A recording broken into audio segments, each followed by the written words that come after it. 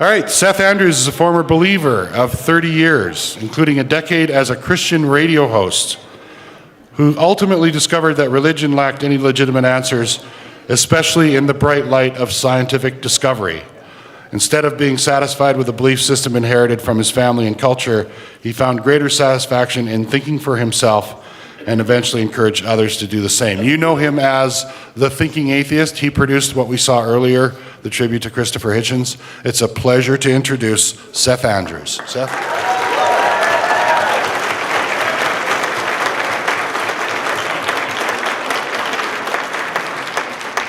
Hi, everybody. Can you hear me? I am not the Thinking Atheist.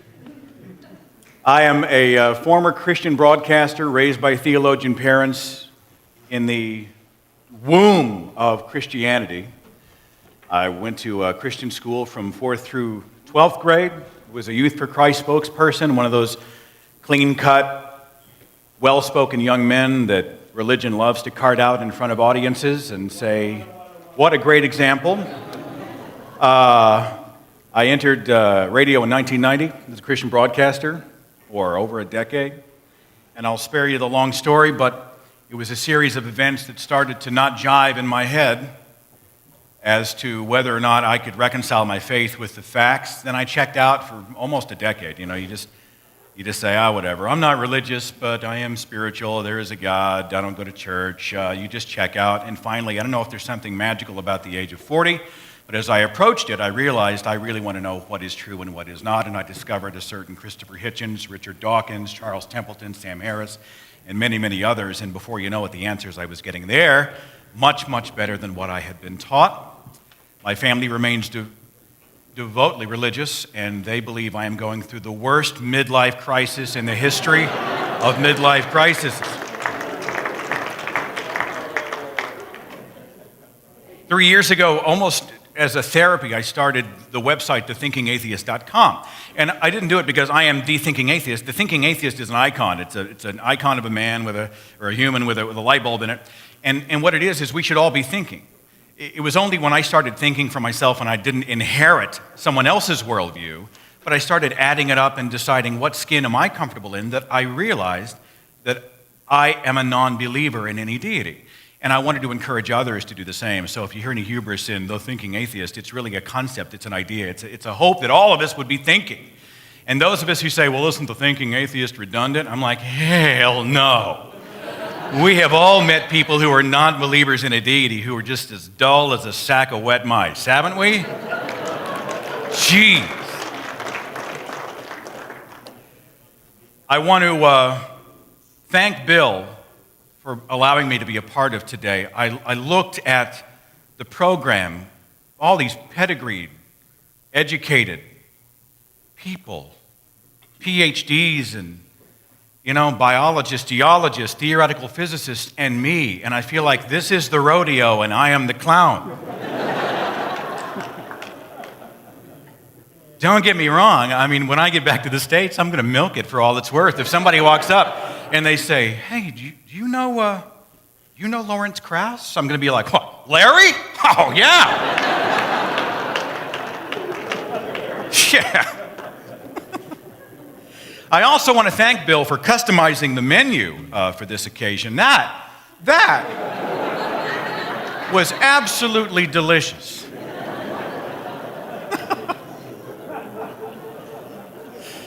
I make light of the stereotypes that atheists so often face.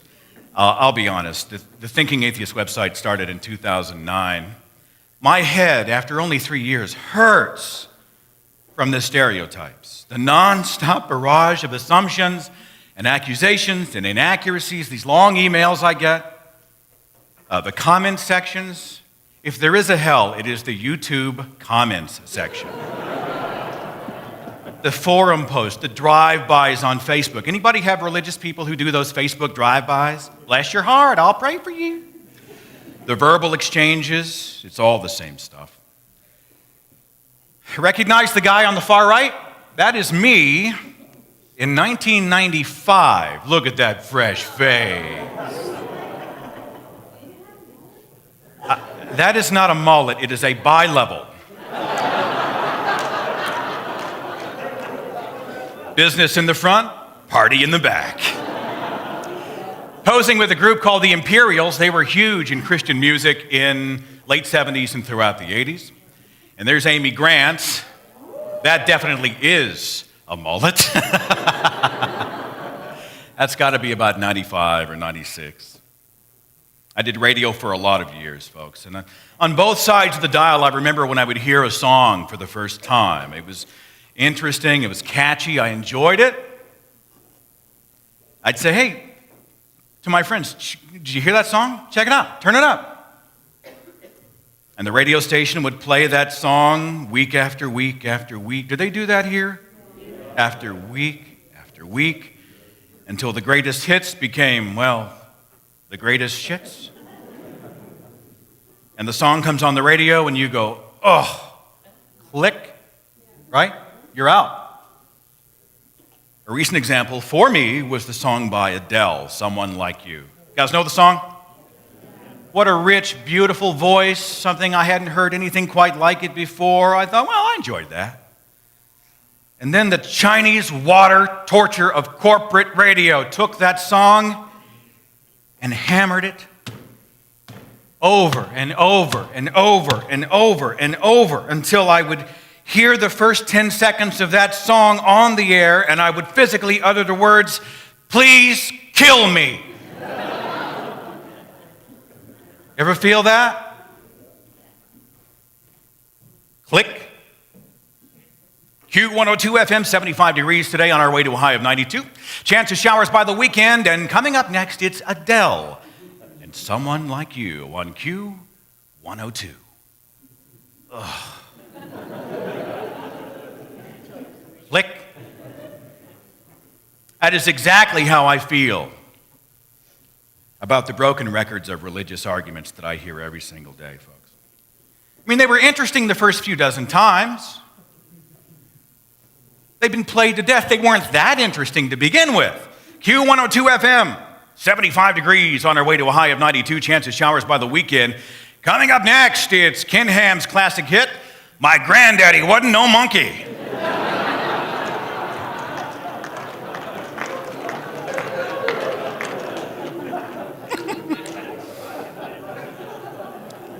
Followed by evolution, it's just a theory. The God of the gaps. It takes more faith to be an atheist. Teach the controversy. You were never a true Christian to begin with. You took it out of context. I had a personal experience. I'd rather believe in God and be wrong than not believe and be right. There's little Blaise Pascal. How did something come from nothing? The eye is too complex to have evolved. Scientist X believes in God. Look, folks, we found one. I'll quote the Bible to prove the Bible. All belief systems deserve respect. Why can't we all just get along? America is a Christian nation. On a mountain in Turkey, they recently discovered Noah's Ark. Again! There are no atheists in foxholes. The Bible wouldn't have been true. It's been around so long, it's got to be accurate. Look at all the copies that have been printed. Most popular book ever written. Oh, ignore the Old Testament and read the New. Anybody hear that one?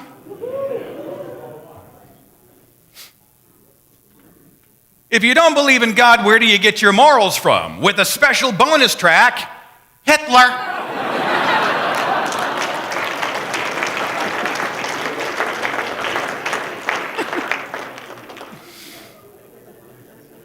You've killed God because you wish to be God. It's not a religion, folks, it's a relationship. Darwin had a deathbed conversion, didn't you hear? My sister had a supernatural experience on the operating table. She floated above her body. She was clinically dead for 12 minutes, and she heard every word the doctor said, and you can't prove to me that that did not happen. Has anybody heard a friend or relative say something like that? There are no transitional fossils. Prove God doesn't exist. Why are you stealing my joy? For someone who doesn't believe in a God, you sure do talk about him a lot. And a personal favorite, you got to help me with this one. You may not believe in him, but he believes in you. Coming up next on Q102.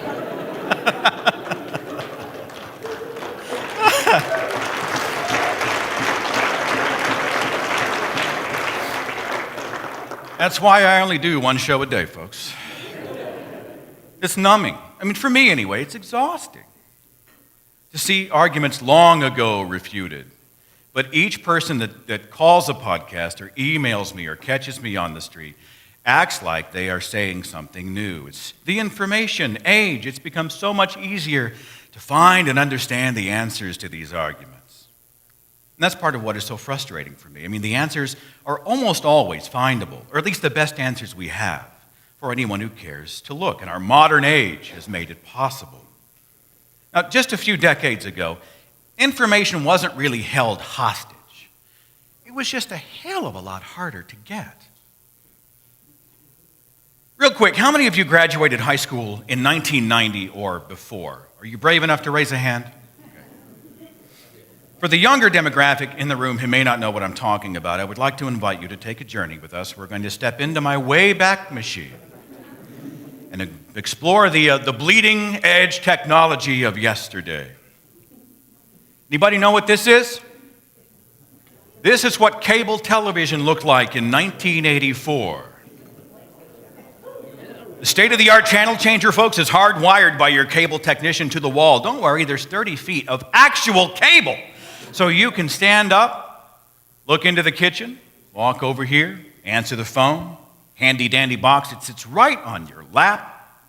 3 clickable rows of 12 channels each, a total of 36 channels. That's 36 channels, folks, all at the touch of a large plastic button, unless you decide not to subscribe to the premium channels. Now, to my knowledge, the Playboy channel was never actually subscribed to because teenage boys would stare at the scrambled signal for days, waiting for a few precious moments of recognizable human skin.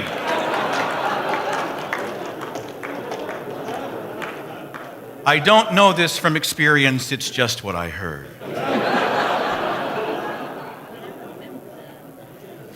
By the way, even back then, there were men and women who preferred satellite over cable. Woo! Television plucked from the sky boggles the mind. Of course, you might be too busy to watch television, especially with the newfound popularity of the personal computer. Anybody know what this is? You just gave yourself away. This is the Radio Shack TRS-80, originally released in 1977. This baby boasts a 12-inch monochrome monitor, cassette storage for loading and saving programs. By the way, loading a program would often take like 45 minutes, and you had to listen to that. A lightning-fast processor speed of 1.77 megahertz and a whopping 4K of RAM. 4K. Software options were awesome. They included Math 1, Level 1 Basic, and Home Recipe. Now, it's a portable computer, which is why you want this handy carrying case. Now, if still images are your thing, folks, nothing beats the Kodak Instamatic. I had one. Come on, own up to it. Who had one of these? Popular just a few decades ago, the Kodak Instamatic featured fixed focus, a flash range of 4 to 9 feet, and a viewfinder that is essentially a piece of glass. For indoor photography, you could attach the flash cube. 4 whole pictures out of every stinking cube. It flashes, turns 90 degrees, flashes, turns 90 degrees. When you're done with 4, you pop it off, and I think they sold them in packs of 4. Of course, when you're done, you can take them by the nearest photomat location. They say one-day photo service. I remember it being more like 3 to 5 days. I think it was depending on what you paid. Look back just a few decades ago and think about how quaint our once cherished advancements now look and feel. Things like cell phones. Anybody have a bag phone? The battery was bigger than the phone, remember? And you had the big magnetic antenna that's clipped to the top of the car. Portable music on your Sony Walkman. 45 minutes of music on each. You could find 120-minute cassettes. They were so thin you might get 3 or 4 plays out of them before they snapped or melted. Speaking of cassettes, I saw this floating around the internet. I just thought it was funny. It's an age test. Anybody know the connection between these two the objects?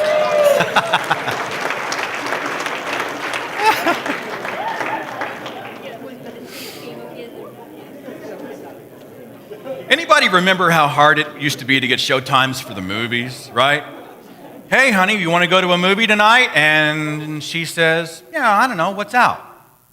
You get in the car, you drive to the store, you buy a newspaper, you bring it home, you flip to the entertainment section, you find the movies, read the showtimes. This was before you decided if you wanted to go for sure. Here's a classic newspaper listing I found back from '79, Star Trek. It was an actual ad in the paper. Here's one from Back to the Future 3. Anybody remember when you had to cook a potato in the oven and it took forever? Before they had microwaves with a potato button? You just hit the potato button. Some of them have a picture. Researching a term paper, an article, a thesis, a book, whatever. Back in the day, you get in the car, you drive to the downtown library, you park at the meter, you go inside, you talk to the librarian, you use the Dewey Decimal System, you scan the microfiche, you pour through these huge sections filled with thousands of books to find the ones you needed or thought you needed, spent countless dimes, or whatever your money is in Canada, on the Xerox machine, filling your arms with all your research, check out, you go back in the car, you drive all the way home before you realize you forgot a critical piece and you have to go back to the library. Just a few decades ago, getting information often meant running an obstacle course for each and every answer to each and every question. You could find what you needed if you had hours or days and lots and lots and lots of patience, but science books and history books and peer reviews and medical journals and the lion's share of research-related information was mostly out there somewhere. Often difficult to find, often difficult to get, often cumbersome and difficult to manage. It was like cookies in the cookie jar. You could get there, but it was out of a reasonable reaching distance and you had to do a lot of climbing.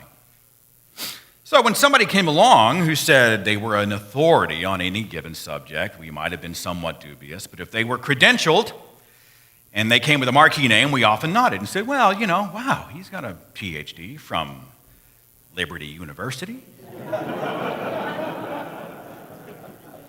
He must be an expert. He must know his stuff. Anybody here play Scrabble? Anyone remember back before smartphones and Google when you played Scrabble with an actual Webster's dictionary or a Merriam-Webster dictionary sitting on the table with you? You had to play with a dictionary. Your opponent, it's near the end of the game. Your opponent plays something with a Z and a Q on a triple word score, right? And you look at them and you go, that's not a word. It's an illegal move, but you don't have the resource to prove it. So you fight and fight and fight and fight and fight. All right, fine. You win. Pull that today and see what happens. We live in an era where you can play Scrabble in outer frickin' space. Talk about access to information. Today, by the way, our cell phones have more computing power than all of NASA used to send men to the moon in 1969. The Sony PlayStation today is more powerful than the multi-million-dollar military supercomputer of 1997. Our cameras need no film, and they store hundreds, perhaps thousands of images. Our trains float in the air on electromagnets.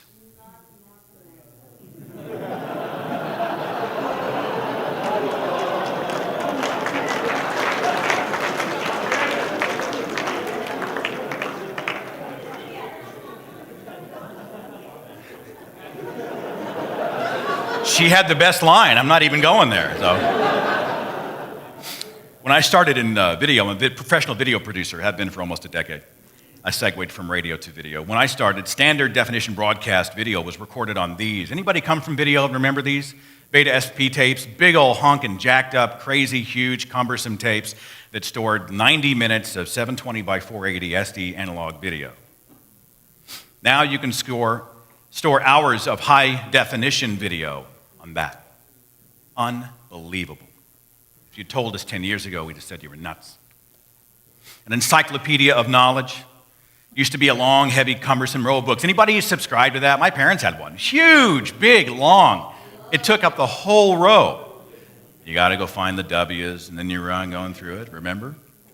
Updated them every few years, and they were not cheap. Hundreds of books, thousands of pages. Now, it's an app on your cell phone. We can fit entire libraries on e-book readers smaller than a single file folder. Presentations from our planet's greatest minds.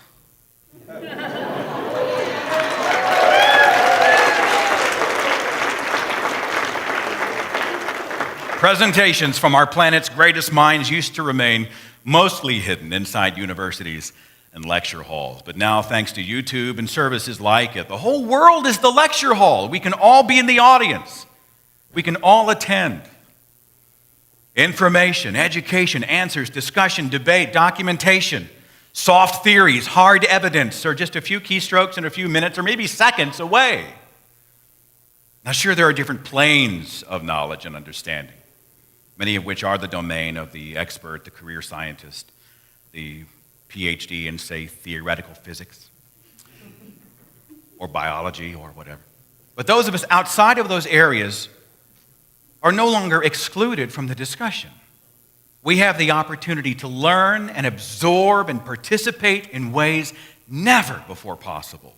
Relevant, credible, peer-reviewed documentation is out there for anybody who cares to look. We don't have an excuse. We have no excuse, none, for not doing our homework, for digging deeper, for checking the facts, checking the figures, which makes it monumentally frustrating when people make claims without checking, like Albert Einstein was a Christian. Wrong. Einstein himself said it was, of course, a lie, what you read about my religious convictions, a lie which is being systematically repeated. I do not believe in a personal God. I've never denied this, but have expressed it clearly. The Shroud of Turin could not have been a fake. Wrong. And radiocarbon dating of the original shroud actually places it like 1,000 years, 1,200 years after the supposed death of Jesus Christ. By the way, you can now use the shroud as a tasteful bedroom motif. Kind of a...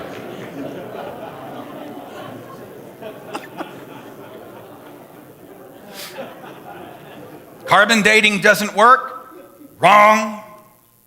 There's carbon dating right there.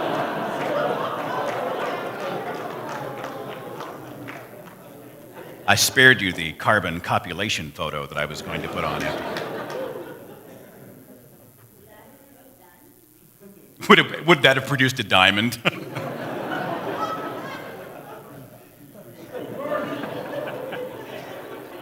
Security. So, carbon dating works if you use it correctly. Look, I'm a civilian in a room with scientists who do this for a living, and yet, and you guys correct me because that's what science does, but as I understand it, it works if you understand it and use it the way it should be used. Radiocarbon dating doesn't work on objects much older than 20,000 years-ish because such objects have so little C14 left in them. You can't use it on things like coal and diamonds because decaying uranium deep in the underground affects the samples. Carbon dating works on organic material in the upper sedimentary layers. Obviously, with a limit of 20,000 years, if an apologist comes forward and said it incorrectly dated a fossil, well, of course, you can't use it on fossils. Potholer 54 on YouTube has a very interesting video that explains carbon dating, and I like it because it's civilian-friendly. People stupid as me can watch it and digest information and then go and, of course, verify and fact-check. But it's called The Age of Our World Made Easy. If you get a chance, I recommend it. It's good stuff. There are no transitional fossils. Like these, you mean? Wrong. Not only have researchers found transitional fossils, they've discovered there are hundreds, perhaps thousands of them. I recommend the book by geologist Donald Prothero. It's called Evolution, What the Fossils Say and Why It Matters. He's also got a great speech on YouTube. I think it's of the same name. You can just look it up. It's free. Free.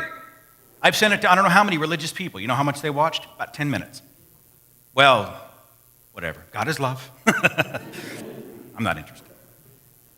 The Grand Canyon was created 4,000 years ago by Noah's flood. Has anybody heard this one? Wrong. But take heart, believers, you're only wrong by hundreds of millions of years. Folks, your bullshit meter just may need adjustment. They forward Photoshop masterpieces like this one, thinking they're real. I see this all over Facebook. This is just another reminder of how much God loves all of us and has us in his embrace. Here's the original photo. I found it on Snopes.com. Took me about 90 seconds to find the real thing, right? What it tells us is that they're not looking. Here's a perfect example of a religious claim embraced by thousands that could have been totally avoided with a quick fact check. Anybody remember when the Christian community freaked out because they heard Procter & Gamble was giving money to the Church of Satan? Did that make it up here to Canada? Yes. The story goes like this. Now, for those of you who don't know, Procter & Gamble makes pretty much everything. Everything from Old Spice deodorant to Crest toothpaste, Vicks cough drops, Pampers diapers. They're huge, right? The story goes that the president of Procter & Gamble, I think this was in the 80s sometime, appeared on the Donahue talk show and announced he was a Satanist, and his company donated a large portion of P&G profits to the Church of Satan. Christians claimed that this logo, which was the Procter & Gamble logo of the time, a half moon, 13 stars, proof of evil, as the circles in the man's beard and connecting the stars correctly revealed the number of the beast, 666, as noted in the book of Revelation. The company got thousands of phone calls every month from angry customers. Thousands boycotted Procter & Gamble products outright, refusing to buy anything, refusing to support the work of Satan. There was an uproar about this corporate giant, which was just a front for Beelzebub's vile agenda, and most certainly a sign of the end times. Just a little homework, just a couple phone calls, would have revealed that that logo isn't satanic. It was created by a dock worker in 1851. It was a time when literacy was low, and they identified shipping crates with symbols because many could not read. The 13 stars are said to commemorate the 13 original colonies of the United States. The Moon Man was just a popular decoration of the time. And even a tertiary look at Procter & Gamble's finances, a company traded on the New York Stock Exchange, would have revealed the funneling of millions of dollars to the Church of Satan, right? But the mind of the Christian community was made up. It just feels right. That looks evil. And this bogus story has been passed around for decades. Here in the year 2012, with all of the information at our disposal, including the ability to examine our own genome, we still have to refute the claims that there is no evidence for evolution by natural selection. Does anybody remember, did you guys get it here, the 2011 Miss USA beauty pageant? The contestants were asked whether evolution should be taught in schools. You know where I'm going, don't you? The answers included priceless gems like, no, evolution, I do not believe in evolution. I do not think it should be taught in schools, and I would not encourage it. That was Miss Alabama. Miss Oregon, I think that every theory of how we came to be here should get a shout out in the education.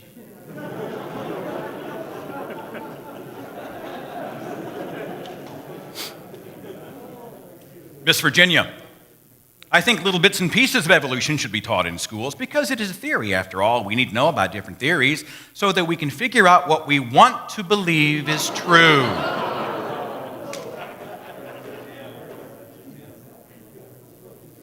My My personal favorite, Miss Indiana, I don't know. I think we should leave that up to the government. Well, this was ripe for parody, right? There's a brilliant video on YouTube. I got permission from the producer, Mackenzie Fagan, to show you this 2-minute clip.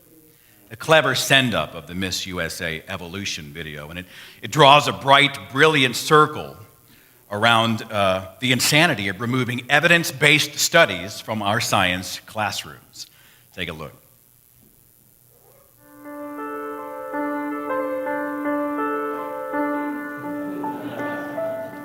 Math? No. I do not believe in math, and I don't think we should encourage it. Oh, okay, this is a really hard one. There are really two sides to this story. On the one hand, you have math, and then on the other hand, you have, this is like non-math. All 7-year-olds should have the right to decide for themselves if math is scientific fact. Math is a theory, and it's not at all what the Bible tells us. We live in America, not Russia. Just a little bit. Adding, not times. I think that people should try to be as knowledgeable as they can. I think they need to get learned so that, they can make a choice about all of the world things. Children have the right to learn anything they want to learn. Alchemy, psychology, gymnastics. You really don't know what the square root of 16 is. No one does.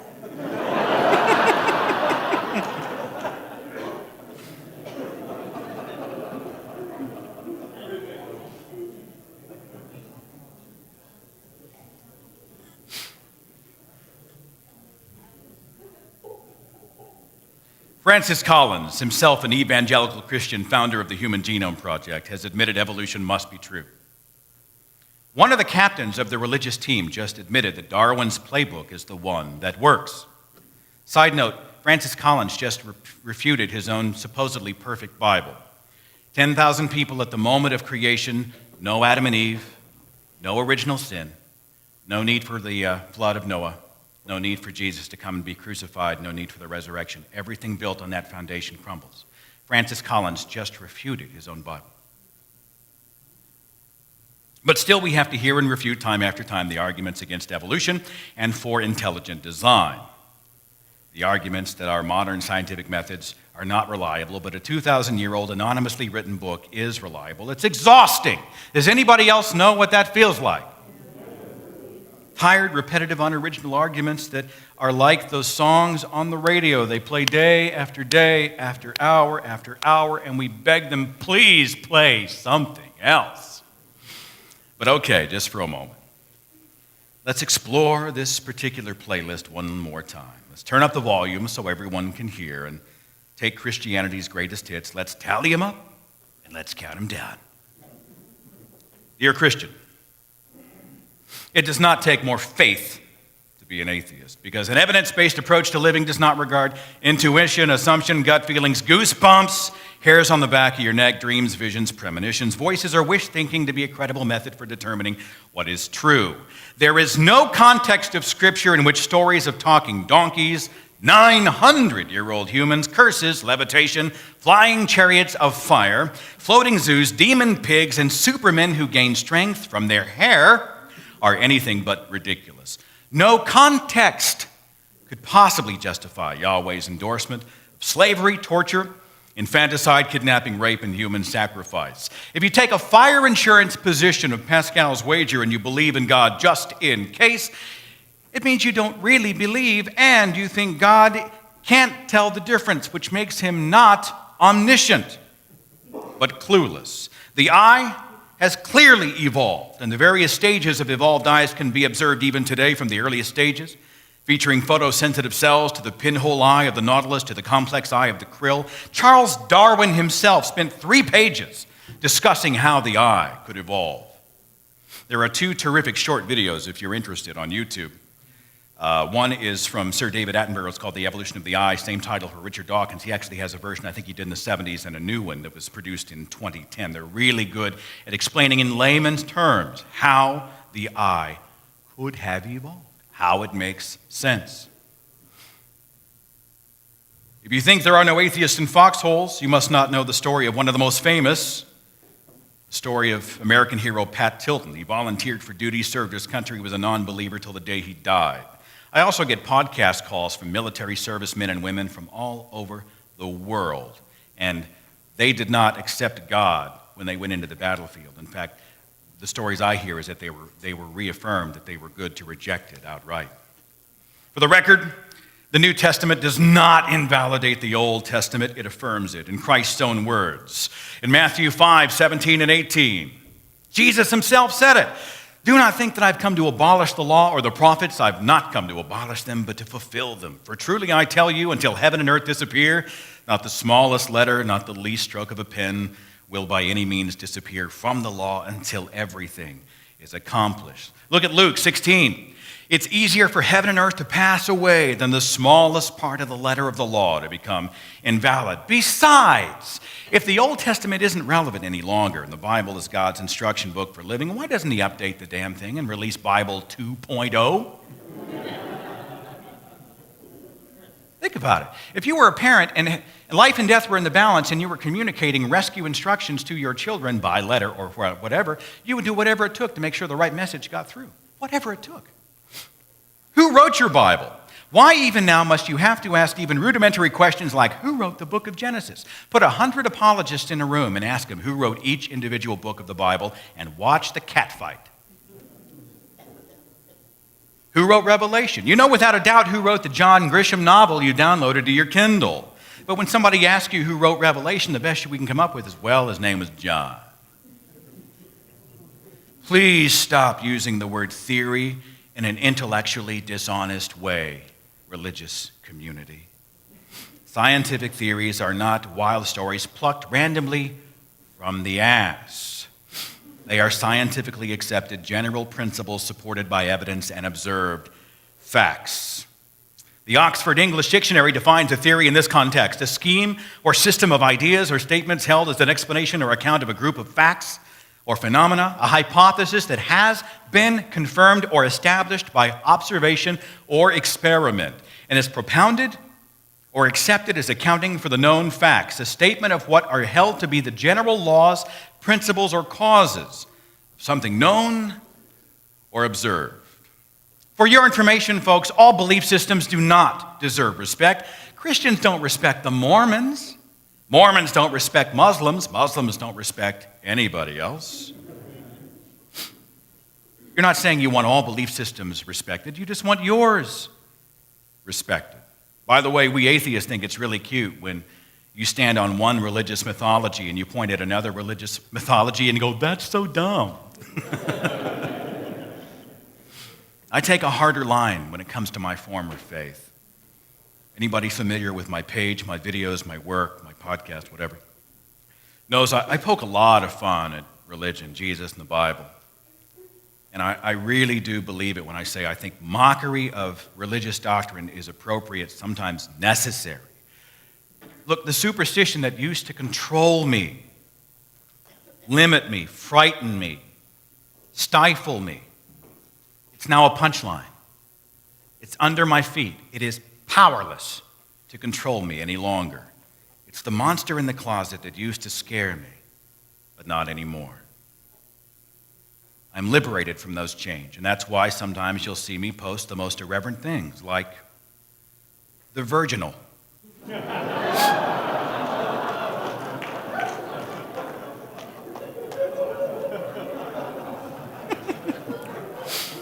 Or this slide, Darth Vader's power pales in comparison to that of the Catholic Church. Vader felt like an amateur.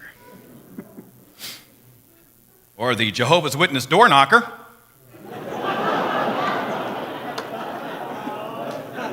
Nothing can keep them from knocking on your door. It's the little smoky nativity scene. Bacon roof there, you see that? Speaking of nativities, you guys get Top Gear up here? It's the Stig from Top Gear in the manger during the nativity. The Last Stripper.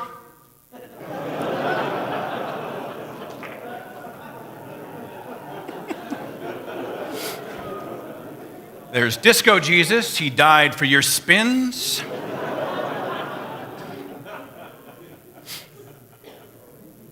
Kung Fu Jesus. There's Jesus reading the God delusion. I'm sorry, I got that out of order. This is actually a video we did on my website.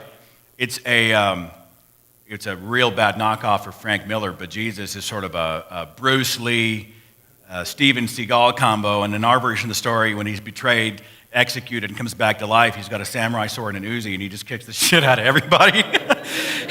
And the tagline is, "This time, he's going to nail you." So we've got that video on the website. There's Jesus reading the God delusion. Somebody sent me that. I have no idea where it came from. Personal favorite of mine, racing Jesus in a speedboat. Don't bother, the fucker will just get out and run.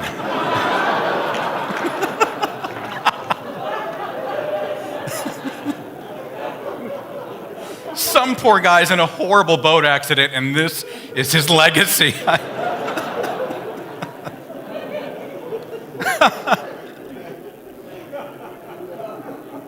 Religious people, do us a favor. Before you send us 100 emails about the discovery of Noah's Ark, please Google the difference between a wooden ship and a boat-shaped formation of dirt. Has anybody else had this forwarded to them or sent to them? How is this still around? It's dirt. It's not Noah's Ark. America was not founded as a Christian nation, nor were the founding fathers all religious. George Washington never declared himself a Christian. Thomas Paine rejected religion outright. James Madison spoke out about religious bondage and how it shackles and debilitates the mind. Benjamin Franklin and Thomas Jefferson were at best deists, no allegiance to the Christian God. There is no endorsement of religion, God, theism, or Christianity in the U.S. Constitution. "In God We Trust" was not added on U.S. coins until after the Civil War, not on paper money until 1957. "Under God" was not added to the U.S. Pledge of Allegiance until 1954. After almost 2 full centuries after the country was founded. The American founding fathers set up a government separate from any religion on purpose in Article 11 of the Treaty of Tripoli, signed by John Adams in 1797. You can read it for yourself. Quote, "The government of the United States is not in any sense founded on the Christian religion." They weren't anti-religion. They believed the wall separating them must stand to protect religion and to protect the state. Hitler did not endorse evolution. He practiced eugenics, which stands in opposition to evolution, because with evolution, the larger and more dynamic the gene pool, the better. Biologists, forgive my grand oversimplification and crucify me online later if you would like. Hitler banned or burned Darwin's books. He also banned, quote, "all writings that ridicule, belittle, or besmirch the Christian religion and its institution, faith in God." Hitler was raised Catholic and embraced Christianity. He had ties to the Catholic Church and invoked God in private and in public, and even in the book Mein Kampf. Ultimately, admit that your reference to Hitler has nothing to do with atheism. Hitler is a hot button that people use to vilify the opposition. And I'll tell you, atheists are guilty of using Hitler in the same freaking way. Politicians do it.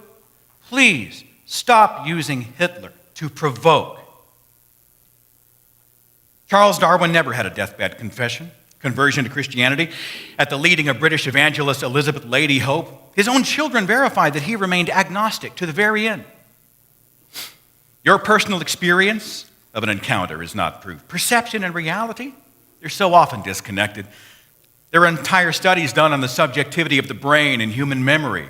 That's why eyewitness testimony in criminal court cases is so unreliable. What people see and what they think they see is quite often not what really happened. We often see this in court cases. Levin and Kramer's Problems and Materials on Trial Advocacy bears this statement, quote, "Eyewitness testimony is at best evidence of what the witness believes to have occurred. It may or may not tell what actually happened.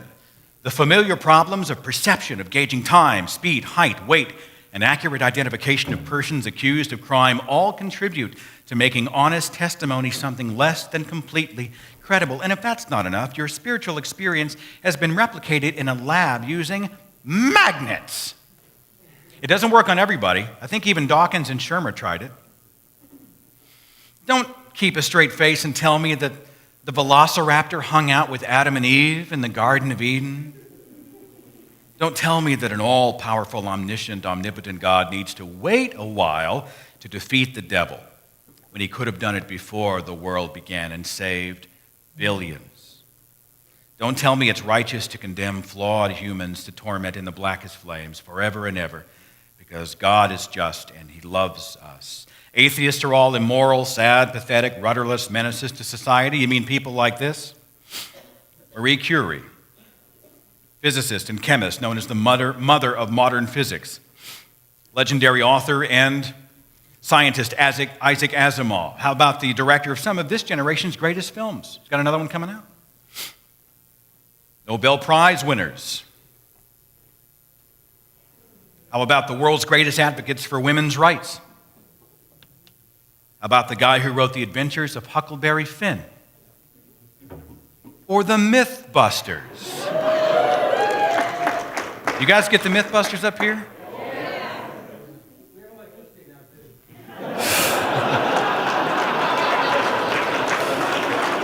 Look, I'm from Oklahoma. Paved roads and running water are kind of a luxury. These must be degenerates, lowlifes, miserable without any redeeming qualities. You want to talk about goodness? How about the work of so many charities and human rights organizations that provide benefit without religion? Amnesty International, Doctors Without Borders, the Foundation Beyond Belief, the American Red Cross, so many others.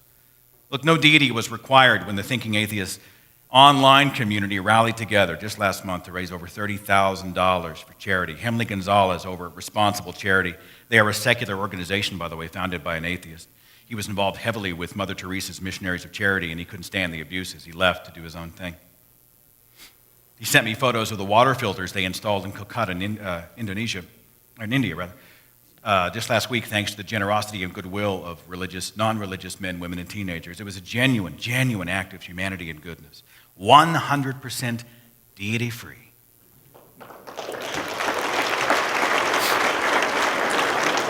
I asked Natalie if I should show you the next photo, but because I really don't want it to be about me, but I had to share this. Hemley sent me this photo. He printed the photograph from my website and gave it to the families that installed the water filters in their homes, and he photographed them holding up my picture, and he sent it to me, and I almost burst into tears like a baby. So these are people that you and I will never even meet, whose lives have been positively impacted by a community of hundreds and thousands of non-believers. Good for the sake of doing good. Finally, stop telling non-believers that they're egotistical when you're the ones that believe hundreds of billions of galaxies exist so that you can be handpicked by an omnipotent deity for a divine mission to receive an eternal reward. God made the universe with you in mind, and we're the cocky ones? Now more than ever, certainly more than when I was a believer, I look up around at the universe and I feel a sense of awe. It's not some cheap bumper sticker feel-good look at the pretty stars kind of awe. It's a genuine understanding that, the universe doesn't really give a shit if I exist or not. But that's okay. I mean, my very existence is part of a story that spans billions of years. And I am alive at a time of fantastic invention and discovery. Think about it. We live in a time where every day millions of people transport themselves to faraway destinations via flying machines miles over our heads, traveling hundreds of times faster than a human can walk. We predict weather often days in advance using mechanical eyes that humans hand-placed into orbit around the Earth. Our TV remotes, our power tools, our phones have no cords. We can emulate a whole orchestra with one instrument, a keyboard. We cook our meals with one touch. We put microchips in our pets so if they get lost, we can track them by satellite. We prevent pregnancy with one pill. We pay our bills with one click. We experience motion pictures in 3D. Creating synthetic cells in our labs. We're playing Scrabble on the space station. Instead of clutching onto the ham-handed explanations, doctrines, solutions, and instructions of those who were essentially feeling their way around in the dark, it is time to realize and embrace the privilege of being alive, to see in action the microscope, the telescope, the video camera, the vaccine, the computer, the laser, the X-ray, the spacecraft, and so much more. I'm embarrassed to admit that I only discovered Carl Sagan late in my 30s. He was a punchline when I grew up. They had Cosmos on PBS, but we watched it with our religious parents, and every time he spoke about evolution or what have you, my family was always there to sort of tell us, well, you got to take that with a grain of salt. And they were doing the billions and billions and billions punchline at the time, and I totally had checked out. I only discovered Carl Sagan when I was 38, 6 years ago. Well, I've discovered it's never too late to discover Carl Sagan.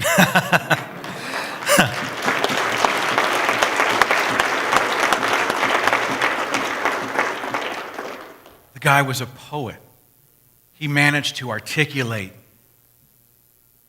the wonder and awe of the cosmos in such a natural way that he gave me goosebumps. His pale blue dot was a profound inspiration for me. Inspired by that poem, I wrote and produced a video that might hopefully remind myself and others that today, this hour, right now, this second, is an amazing and awe-inspiring moment to be alive. Now, I produced this video originally in December of 2010. There was one thing about it that I was always dissatisfied with. I was the narrator for that original incarnation. Now, my voice is good for a lot of types of video, but in my mind, I had always heard someone else, something else, another style. And it bugged me. So, a year and a half later, I had it revoiced. I'm going to share it with you here tonight, and as soon as we're done, I'm going to log on to the YouTube page and we'll release it worldwide. It is called The Center of All Things, and I hope you enjoy.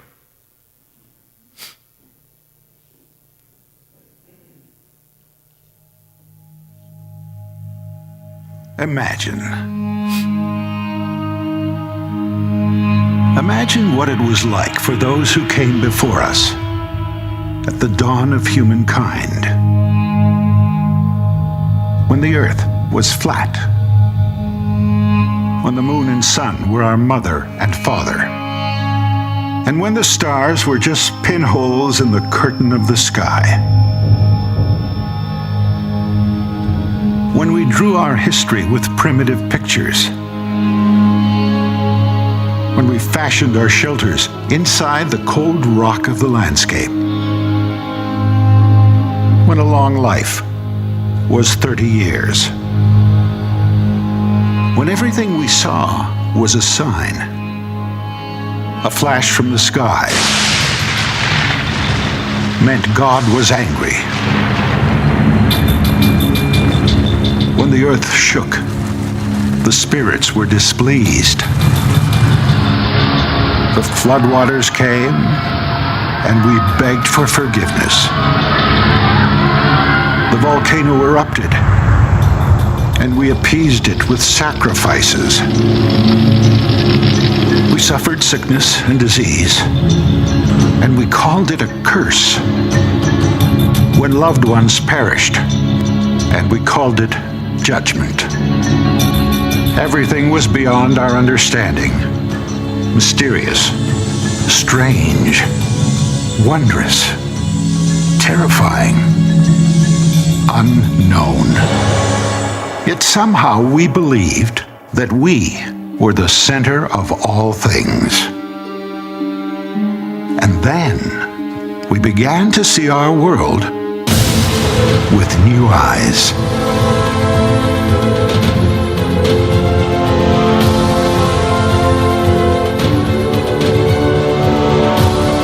The moon was a place we would one day visit and leave our footprints in the dust. The sun was a brilliant cascade of helium and hydrogen.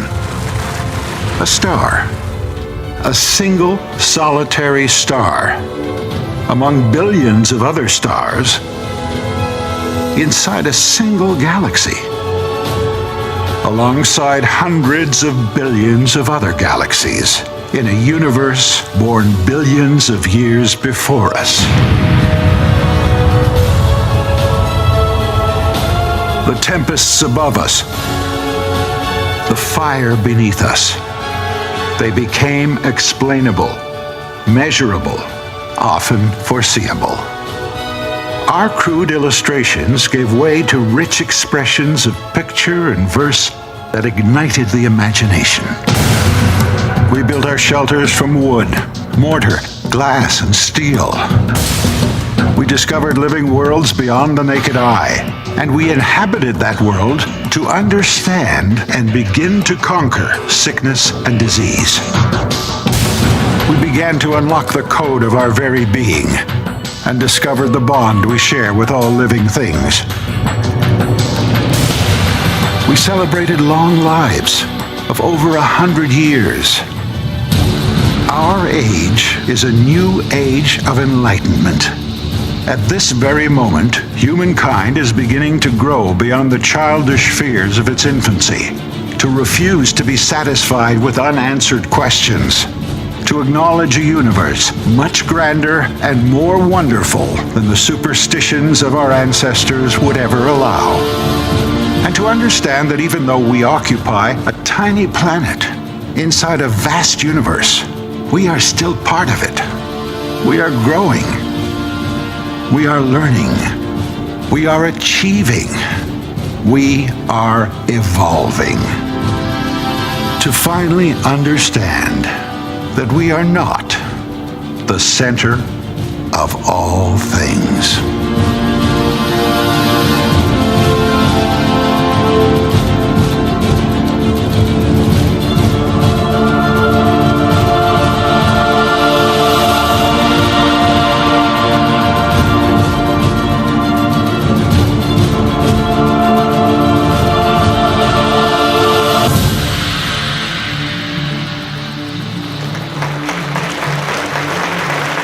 Thank you so much for having me, everyone. Thank you very much. Thank you.